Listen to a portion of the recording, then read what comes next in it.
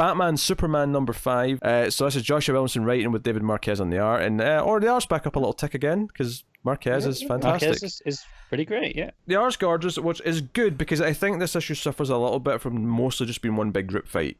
Because, it's them fighting the Secret Six and having various, there's moments where, like, Batman yells out in Kryptonian to get the that's pretty cool. The beast thing to sort of attack him. To open. Yeah, that's fine. And, like, the Superman and Batman deal with this big satellite thing. What did they call it last issue that made me laugh? I forget.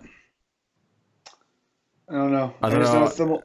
It was something silly, but anyway, it doesn't matter.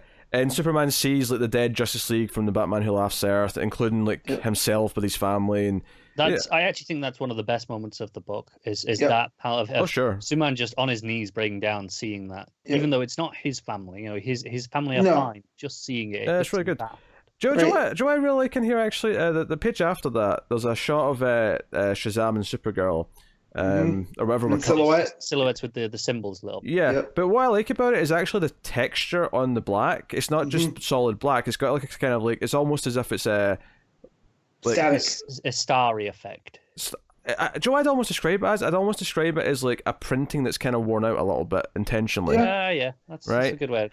But it gives it this kind of texture that gives it a feel that I really like actually. Yeah. So also I just realized. Remember we got a question of team ups and stuff that you'd like to see, and one of my go-tos was Kara and Shazam. I just realized that Williamson gave us Kara and Shazam, albeit they're dark and twisted. Technically, yes, you did get it. Yes. So that's right, but and there's that great full page spread after this where he's got both of them by the neck, like And Kara looks terrified. I forgot how top tier this art was. Yeah. Until I'm flipping through it now. I read this one of the earlier books, right? Obviously, I needed to read it before Hella Risen and such. Right. And I'd kind of forgotten that. Yeah, man, there's some great looking pages in this.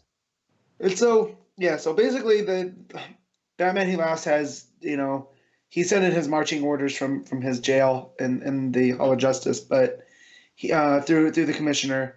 But it's basically keep Superman occupied with King Shazam and which eventually Batman realizes, and Batman actually pulls out the Scarab from Blue Beetle because Jaime's the one who's infected. The Scarab itself isn't. Right. So he pulls out the Scarab, and we see Batman kind of going all Blue Beetle-esque essentially. It's kind of a shame we don't see him go full Beetle. Yeah, he's got like the one arm and like one, he's around half of his head. Yeah, it's definitely implanted into the back of the neck where it usually is. So basically, they deal with the big device that he's got, but this is all a distraction so that the team can go to the Hall of Justice and basically break out. The final, well, not even the final page, but they get to the cell and there's just a big "Ha" written on the wall, and he's out. The Batman Who Laughs is out.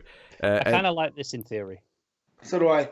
Well, I like it too, and with the commissioner, where he's talking about, I've seen a lot in my time, and this is the strongest I've ever been. Yeah. Because now I just don't care and stuff. I like all that. Out of all this stuff, which is building to Hella Risen, I definitely have liked Batman Superman way more than any of the other Year of the Villain stuff.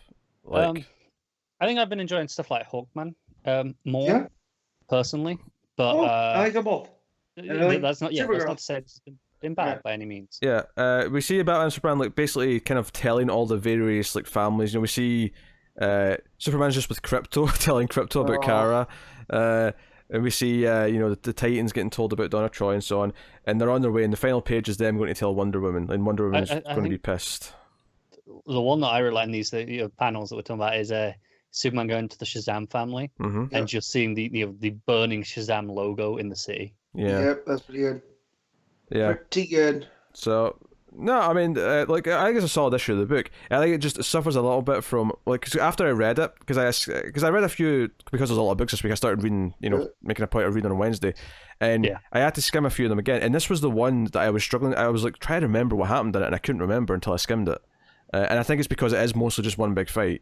And it's a lot of setup, isn't it? Yeah, it's not bad. It flows, and and I think if you're gonna do one big fight, you better have a damn good artist. And it's very pretty. It's a very pretty book. So, I don't take this as a complaint because it's really solid. So, that's Batman Superman number 5. Matt, what are you giving it? I'm gonna give us an 8.5. No, I'm gonna give it 8.5. I really liked it. Connor. I was going to give it a 7, but then looking at the art, I'm actually going to bump that up to a 7.5. Yeah, I will give it.